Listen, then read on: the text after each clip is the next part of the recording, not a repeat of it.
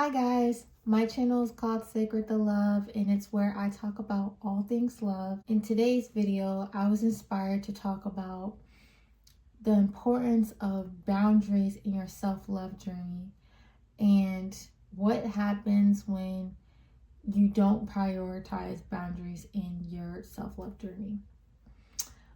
So I was inspired to talk about this because I recently had a dream where I was learning self-defense.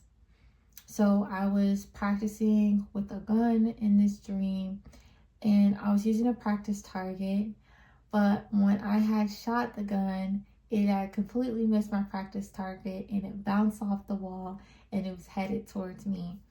And when I saw that bullet, I was very scared, but the bullet ended up missing me and almost hitting somebody else behind me. Now, that man behind me was basically like, hey, you don't know how to use this gun, so why are you practicing with it?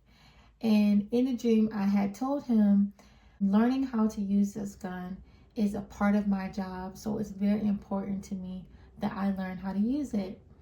And with that, he had showed me how to use a gun properly. So he corrected my stance, he corrected my aim. And so when I had shot the gun, it had hit my practice target directly in the eye. And when I woke up from this dream, I immediately knew it was about my journey with boundaries and my evolution between not having boundaries and finally implementing them. And I'm going to tell you how I got to that conclusion. But let's go back to the beginning of my life. So as a little girl, I was always very outspoken. I was outspoken to the point that I came off very blunt, to a lot of people, very disrespectful, but that was never my intent. My only intent was to speak my mind. But because I was very outspoken, I remember I was getting kicked out of classes by multiple teachers. I remember vividly making a grown woman cry, and my mom made me call her and apologize. So that was how blunt I was as a little girl. And so because of those negative experiences of people being harmed by what I had to say, as I got older, the lesson that implemented in my mind and in my subconscious is I should not speak up for myself because it will harm other people. So as I got older, when it came time to speak up for myself, say somebody was being disrespectful towards me or I was hurt by what somebody had to say, I didn't speak up for myself because I was afraid that I would hurt somebody and in turn, I would hurt myself again. So that childhood wound would continuously open up every time it came to trying to speak up for myself. And it came to a point where subconsciously I would be very angry towards those type of people who I felt like I couldn't speak up against. I would become very angry against them.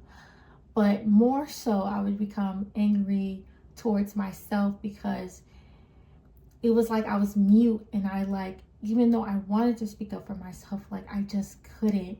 And it was just like this building up of resentment towards myself. And I remember there kept being situations of me being disrespected, me not speaking up, me being disrespected, me not speaking up. And I finally got into a point where I felt like I have to start speaking up for myself because it hurts too bad not doing so. So as years and years of this lesson kind of continuing to hit me in my face and continuing to let me know you have to speak up for yourself. You have to speak up for yourself. One day, recently actually, I actually spoke up for myself and it felt amazing. And so what happened is there was a situation where I had made a mistake and I was being corrected by somebody. Now, the way that I was being corrected, it kind of came off to me very harsh and very hurtful. So in that moment, I had let that person know, hey, you know, the way that you expressed yourself in this moment, I didn't find it productive, and it actually made me more anxious, or I just didn't appreciate how you did that. And for the record, I don't believe that this person's intention was to be disrespectful towards me, but it was more so relaying to her of how it made me feel. In that moment, it was such a win for me because I've struggled with expressing myself and letting people know how I feel when they hurt my feelings. So tying together that dream, right?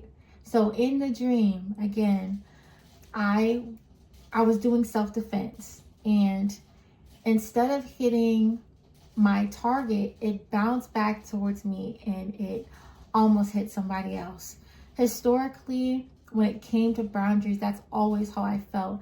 If I were to defend myself, I would end up either like hurting somebody else, and therefore that would hurt me. So that was how I felt. But then in the dream, I properly learned how to defend myself, like in the moment that I just told you about. And I was able to efficiently hit my target.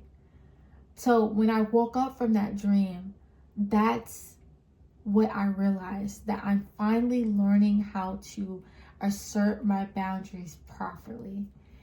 And so it was such a wonderful realization. And the reason why I'm coming on here to tell you guys about this is because I want to let people know, if you're struggling with boundaries, please speak up and let people know how you feel. It is okay. It is okay. And sometimes people are going to be understanding. Some people are not going to be understanding, regardless of the situation. You deserve to be heard. You deserve for people to know what boundaries that you're not comfortable with them crossing, and that is okay. And I just wanted to be able to help somebody learn how to use their voice, helping somebody learn to understand how important your boundaries are in your self-love journey. A lot of what self-love is being for yourself. And it's hard to be for yourself if you allow people to tear you down. So please do not ever allow people to tear you down. Always advocate for yourself. Always speak up for yourself. And that is what I wanted to tell you guys about today. So I hope you guys have learned something from this, or you can share it with somebody who can learn something from it. But you guys have a good one. And yeah. Love you guys. Bye.